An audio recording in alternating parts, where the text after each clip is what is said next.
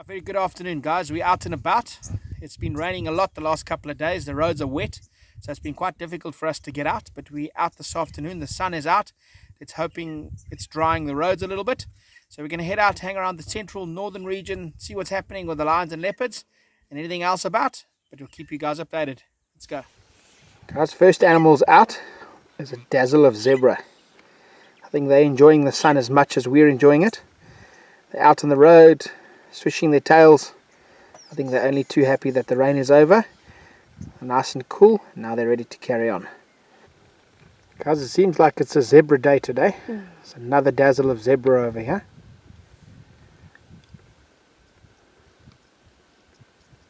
All the zebra out here on Lumfan open area. An example over there, we were talking about it the other day, of zebras being head to tail. Now, one of the reasons why they do this head to tail is because they get flies. There's a lot of flies around at the moment, and the flies are in their face. And if they head to tail, they can then swish the flies away with the tail from the other zebras. So it's a mutualistic helping relationship amongst the zebras. Such beautiful light out today. Everybody's so nice and active. If I go left over here, you see a tiny little baby zebra.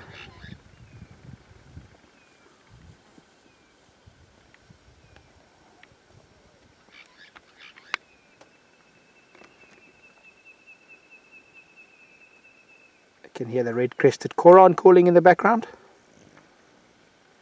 This little baby zebra has got to be about a month or so old. Very, very small.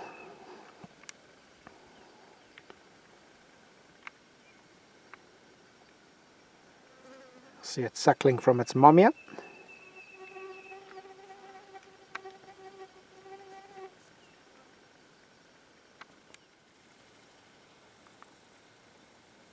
Very nice kudu female. Very alert, browsing. We have seen kudu on our drives, but I don't know how much we've spoken about kudu. One of the interesting things about kudus is you'll see they got incredibly large ears. One of the reasons for that is they live in very, very thick bush because they're browsers. They do have good eyesight and good smell, but they rely a lot on their hearing. So their ears are always out and listening. You'll see this kudu browsing very, very nicely here. Same as the nyala that Neil was talking about, the stripes. The stripes break up the body shape in the bush, so it helps them sort of camouflage. You can see the stripes on the kudu there if I zoom in. Very, very good camouflage, breaks up the kudu.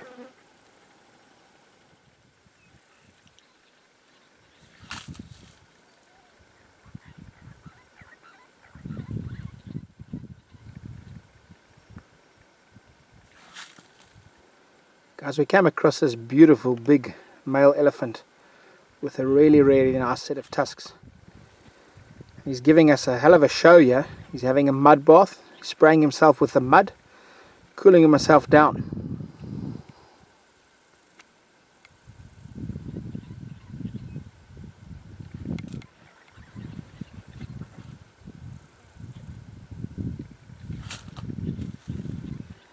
Elephants will often do this mainly to cool themselves down.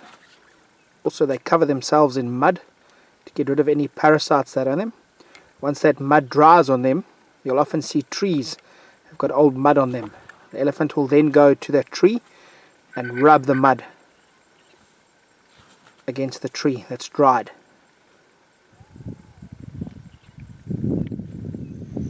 Just come across a nice herd of elephants, or should I say parade of elephants.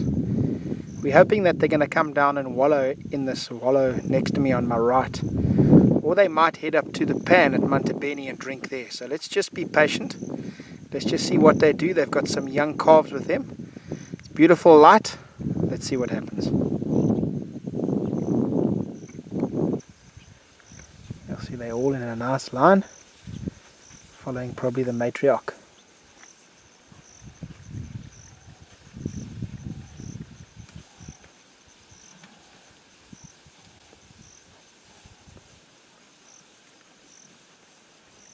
Trying to give you an indication of how many there are here. They didn't drink at that wallow, so I'm going ahead to Mantabeni Pan. Hopefully we'll get the whole herd coming to drink there. But yeah, just give you a nice indication of how big this herd is.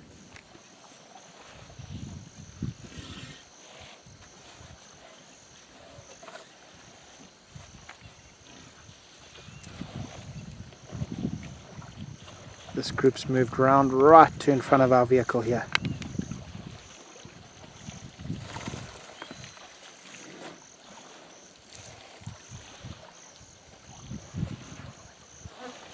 It's a real tiny baby. Also probably a couple of months old.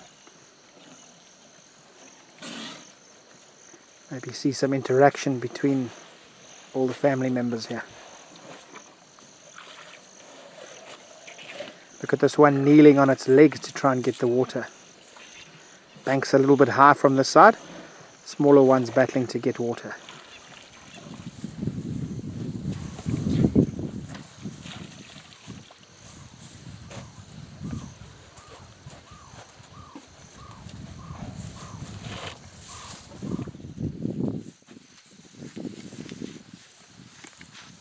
Like we like to say, the end of a sighting. There's a couple of tons of an ending there. What an awesome sighting, and what a great way to end the sighting. As we got a beautiful male kudu here with an absolutely beautiful set of horns.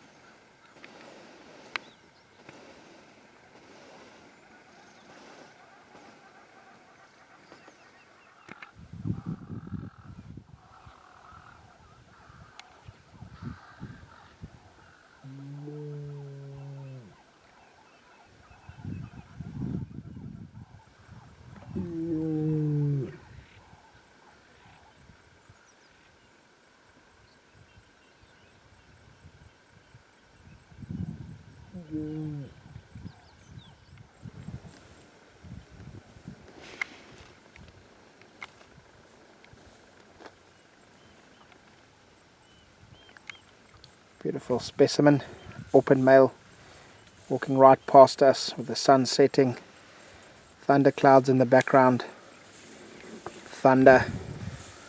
What an African scene. And he's hopefully going to roar for us.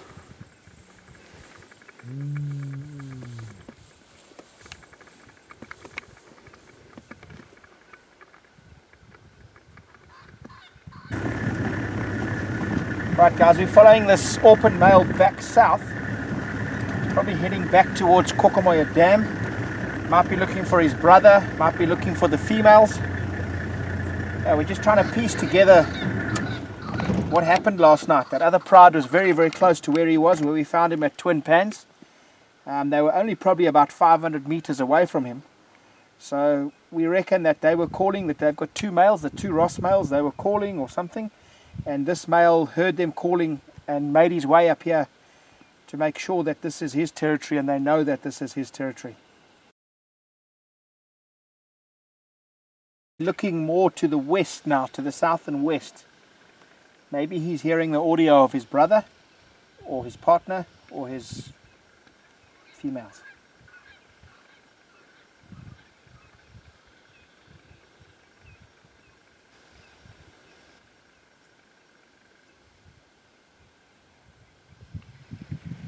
Guys, quite an interesting fact about lions is you'll often see lions using roads. Now the reason why they use the road and they don't use the bush is obviously it's much easier to walk along the road. There's not so much grass, there's not so much ticks. So you'll often find lions, if they are moving somewhere, they'll move along a road. It makes it a lot easier for us to find them, pick up tracks a lot easier on the road, but it's just much easier for them to move along the road.